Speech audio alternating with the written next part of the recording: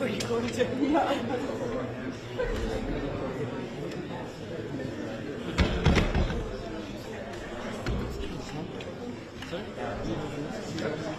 Yeah, that's fine. Translation is already in English.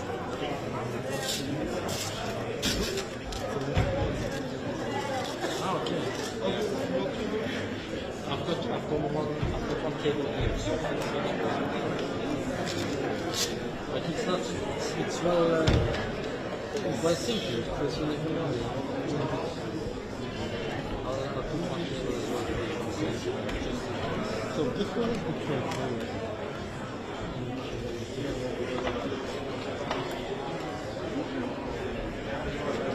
And that's on I don't think so because you have minus 12 dBs. So it has to be a microphone level.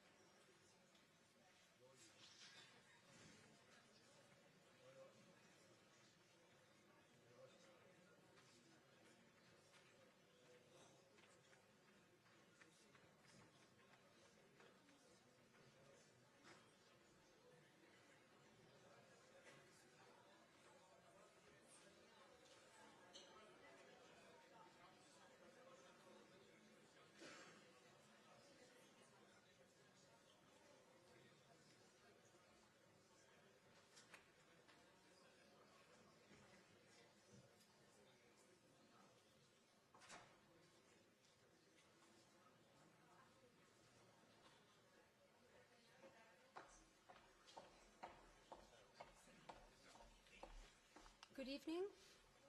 Thank you for being here. We will now hear from the NATO Secretary General and President Zelenskyy. Good afternoon and a warm welcome to President Zelenskyy. Dear Volodymyr, it is great to welcome you here in Brussels. We last met in London after my visit 2 weeks ago to Kiev, and of course we spoke about Ukraine's most urgent needs and how best NATO can continue to support you, building on the important decisions Allied leaders made in Washington. On Monday, I visited the new NATO command in Wiesbaden, which will coordinate the security assistance and training for Ukraine. The men and women there are already hard at work to ensure that they can deliver for Ukraine so that you can prevail. To do this, it will be essential that we continue to provide military aid. And yesterday I announced that allies are well on track to deliver on the financial pledge we made in Washington, with 20.9 billion euros in military assistance provided in the first half of this year, and we are on track to get to the 40 billion for the full year. So NATO is working with Ukraine, bringing you ever closer to the alliance. And we are also working with other partners to bolster security for us all. We just concluded, before the President arrived, the first session of our NATO Defense Ministerial is a meeting that included the European Union and our Indo-Pacific partners. And of course, Ukraine was also high on the agenda of that meeting. It was the first meeting when we had Australia, Japan, Korea, New Zealand participating in this format. A clear sign of our deepening cooperation in the face of our shared challenges. The war in Ukraine has shown that instability in Europe can have far-reaching consequences across the world, and that countries thousands of miles away, as far away as Iran, China and even North Korea, can become security spoilers in our own backyard. Our world is closely linked, and so is our security.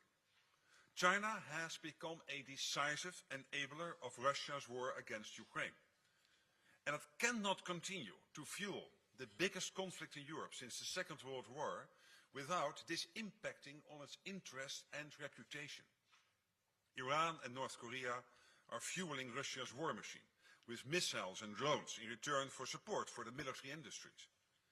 So we must be clear-eyed in our assessment of the challenges we face, and we must work with our like-minded partners to address our shared challenges and uphold our common values.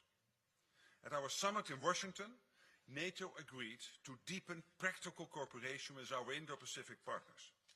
And today we discussed our joint efforts, including on support for Ukraine, defense production and innovation, cyber defense, countering disinformation and new technologies, including artificial intelligence.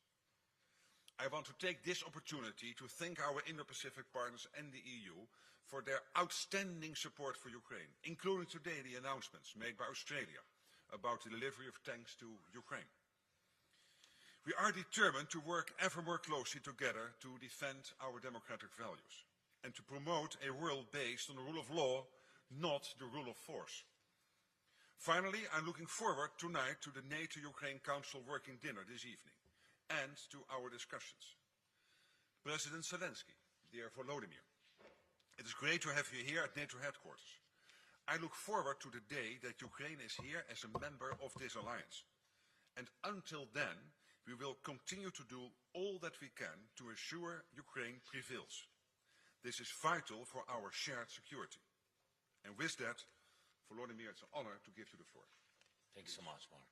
Thank you very much, dear Mark, dear journalists.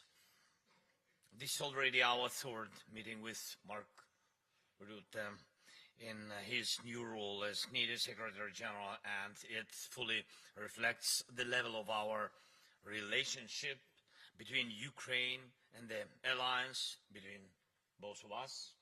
Yes, thank you so much, Mark. Thank you.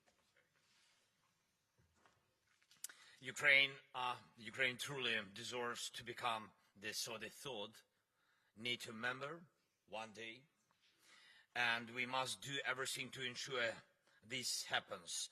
That is why the first fundamental point in the victory plan is the invitation to NATO. Ukrainians have shown that we can defend shared values, and we are standing against Russia, the biggest threat to Europe and global peace. In our revolutions, we've proven that we truly value democracy. NATO's rules say that any country that shares common values and can help strengthen and protect others can join the alliance. Right now, inviting Ukraine to join NATO would strengthen us diplomatically and bring us closer to real and, what is very important, fair peace. Being determined is the surest path to peace, and this is a realistic path. Everything Ukrainians have achieved so far seemed impossible not so long ago. Ukraine has withstood Russia's full-scale attack and is defending against the invasion. And we remain united, as does Europe. And we are boosting our defense capabilities and weapons production and coordinating like never before. Our skies are protected by Patriots, NASAMS, IRIS-T, Crotale, Hawk, and other systems from our partners. We are very thankful to our partners. And thanks to global support, we have saved thousands of lives. F-16s are already in our skies. Not too much for today, but anyway, we have them. And we are preparing to receive planes from France. Our soldiers hold their front lines with weapons from around the world, from America to Sweden, Turkey, to Canada, and it would be wrong, of course, to leave Ukraine politically outside the alliance when, in practice, Ukraine is already part of NATO. That is why I'm grateful to every leader and every country that supports us. This is entirely fair, and I thank all the defense companies. Of course, Mark mentioned about it.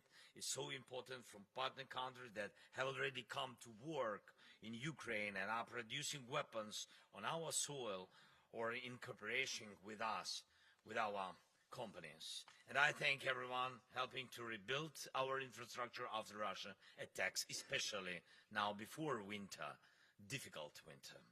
Every leader who praises Ukrainians' resilience is really talking about our partnership.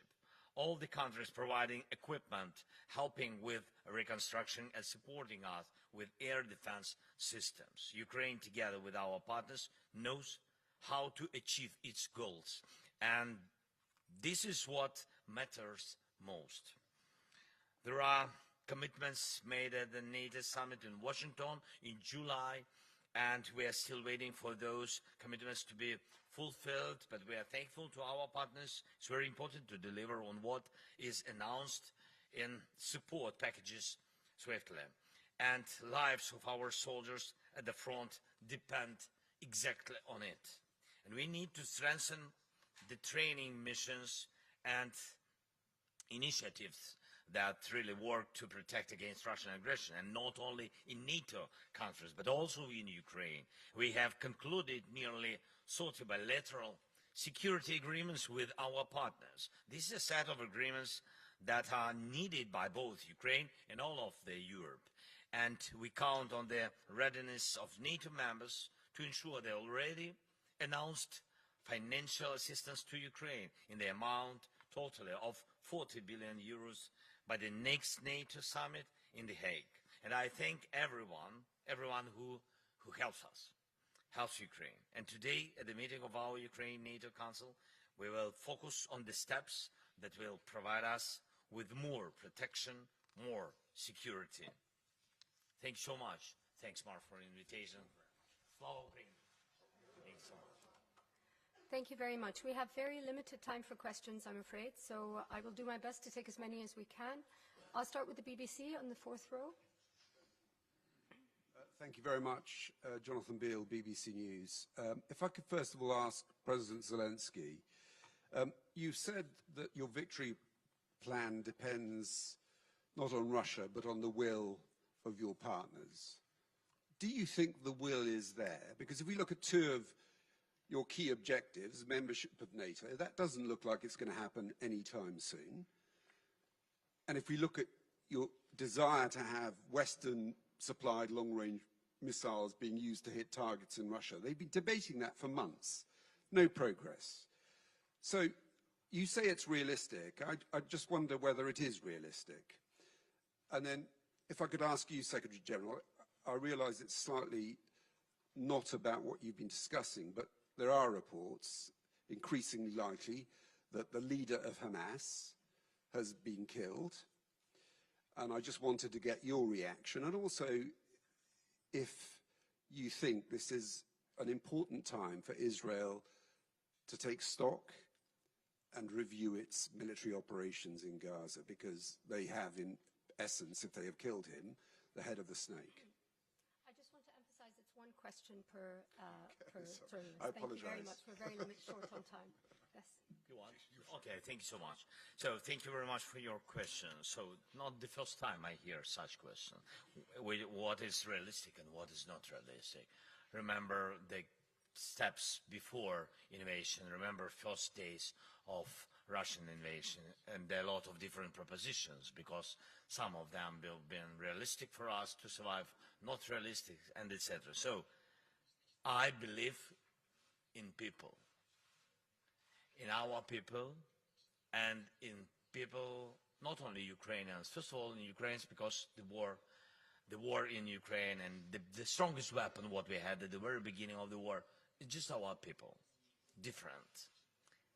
I think this is the strategic weapon, but we lose them, and that is the problem of the war, especially of the long war. It's a big tragedy for us, really, to lose our people. And that's why I believe in our people, in unity in Ukraine. If we will not lose unity in Ukraine, we will prevail. I'm sure, 100%, but it depends on the unity of our partners. It really depends, because the morality of people, you know, long war, it's understandable. All our feelings were understandable. I don't want to go further to this question, but I think you understand. Strengthening of Ukraine, it's not only depending on the weapon, this kind or that kind, it's depending on the will. If our partners will not lose their unity, we will not lose. And This strength. And we will not use that. We will not lose that unity. It's you so can count on important. that. And my message today to Vladimir Vladimirovich Putin is that if he thinks we will not. And today again is evidence. Look what the Australians have done, what the Germans are doing, what the US has done today. Again, announcing almost $500 million in anti-missile defense systems. I've spoken over the last 3 weeks with all allies. There is absolute unity. We will massively make sure that Ukraine has what it needs to fight the war against Russia. We will continue doing that. And if anyone in the Kremlin will think that by sowing division we will stop this, no, this will not happen. And Ukraine will be member of NATO. There is no doubt about it. It's so important, and that's why it's not a question of debates. I think we need to strengthen us urgently. To my mind, that is very important now. And debates about invitation and long-distance weapon, of course, they are. Some people, they rise up, they question the volume, the level of risks with it, and etc. But I remember our first steps with Patriots, then with F-16, before it, MLRS, HIMARS. Leos too. Always, always debates. But here we are here democracies. Ukraine is a democracy, the 32 allies are democracies. Yeah. So you will have debates. But there's absolute unity that we will, because this is about our values, about our collective security. We cannot have an emboldened Russia at the NATO borders because they would somehow have been successful in Ukraine. We cannot accept that because of our values and because of our collective security interests. And this is from Los Angeles to Tirana to the most eastern city on NATO territory. We are aligned on this. You see, we have unity, Good beginning. We need 32 more. And then on Sinwar, of course, he is widely recognized as the architect of the 7th of October 2023 terrorist attacks on Israel. I have condemned them, all allies have condemned them, every reasonable soul in the world has condemned them. So if he has died, I personally will not miss him. We'll go to DPA, please, at the back there.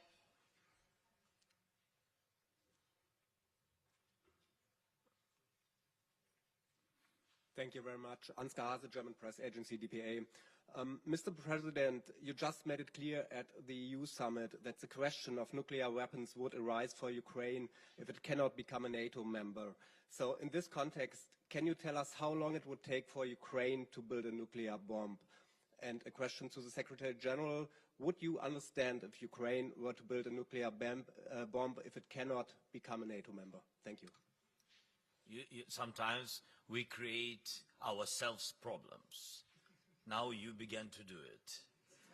So we never spoke about that we are preparing to create nuclear weapon or something like this. I said that when Budapest Memorandum was signed by very honorable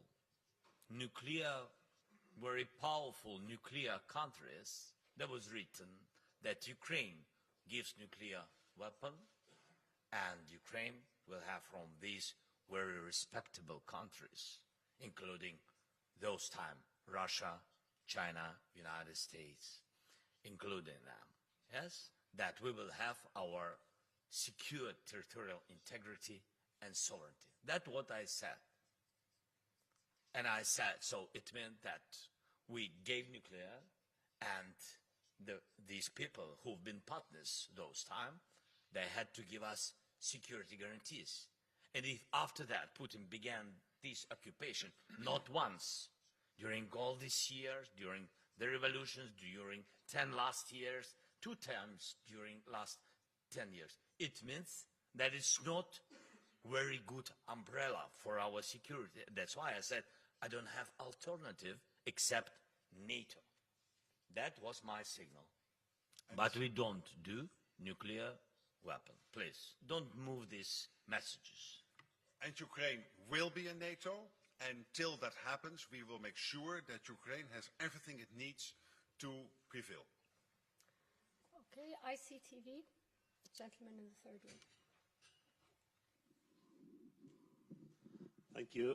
Volodymyr Zelenskyy, Mr. Secretary General, you mentioned that, and that has been mentioned before, that China is a decisive enabler of Russia's war of aggression against Ukraine.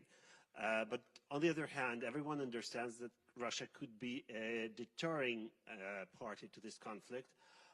Should NATO revise its relationship with China and probably involve India more to make Russia step back?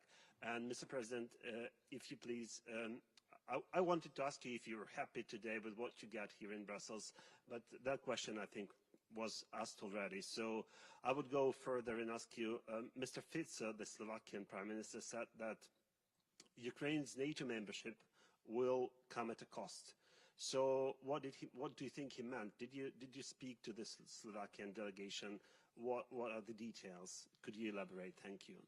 Well, on your first question, clearly China is a challenge. It is not our adversary, but it is a challenge, and it is supporting Russia's war effort by sanctions circumvention, by delivering dual-use goods, and it will have an impact. It is having an impact on China's standing in the world. They cannot do that without having to experience that countries will take a different look towards China. And that would be my answer to your first question, and I think Volodymyr on the... On this question? No, not on this one. But on the, other? About Fico. So about the Fico, so today we spoke with him, but I think it was between us. So I said that first of all, I'm happy that our governments on the level of Prime Minister Shmyhal have some contacts with the Prime Minister Fico. It was my first conversation with Fico and about the so I think we speak. It's good. About the high price, yes, you asked about the high price. He said that the NATO for us high price. I said a lot of things to Fico today. I think that we have to hold relations between our countries. I think it's more important to do it so his country is not in war. God bless. And I wish his people peace, not see what does mean and what Putin really, what Putin's face, what Putin really can bring to your country. And that's great that he doesn't feel it. It's good for his people, but he has to support us. Otherwise, he will understand it very well from him, because Putin will never stop. Just if we will not stop him, he will never stop. He likes the process. He's fan of the war. I gave today the example, very interesting example, when we tried to save our north part and went through their border in Kursk region. You know what the people said to our soldiers? You are NATO. You are Americans. Russian people said to our soldiers. Our soldiers, Ukrainian-speaking guys, but of course they know Russian language, 100%. They begin to answer in Russian language. No, they said in Russian, no, we're Ukrainians. They said that, and Russians, these old people, they said, no, you are NATO. We know, you are NATO. They've been very surprised that we're Ukrainians. So you understand in what disinformation they live. So Putin built such government, he took the rights of his people, and now he's moving to the death young people. That's mean that he will never stop. He likes this world, and he will protect his world. That's why we have to finish, not finish, yes, better to finish with him, yes, it's really, but to stop him, to stop him, understand? Okay, we'll go to NHK, please.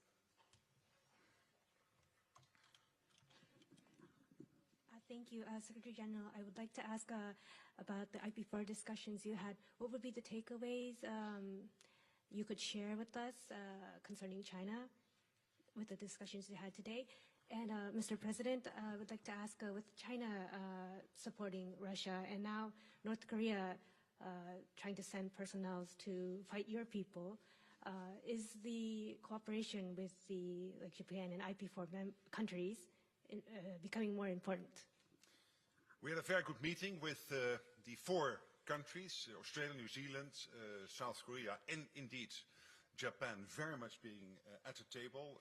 It is a strong partner with NATO, and the IP4 is a strong partner for NATO. And we discussed, of course, Ukraine. We discussed how what is happening in Europe is impacting on Indo-Pacific and the security situation in the Pacific. Impacting, of course, on the Euro-Atlantic, so also on NATO, and that we need to really build that relationship. And this is not only about China. This is, of course, a broader debate and a broader discussion. And what we agreed is that we particularly want to deepen that relationship in the areas of industrial production, because this is an issue for every one of us, to ramp up industry production, defense industry production, innovation, but also how do we deal with hybrid threats, cyber threats. And on all these issues we will strengthen the cooperation between the 4 and NATO allies. Okay, and a final question to the Sydney Morning Herald. 3rd row.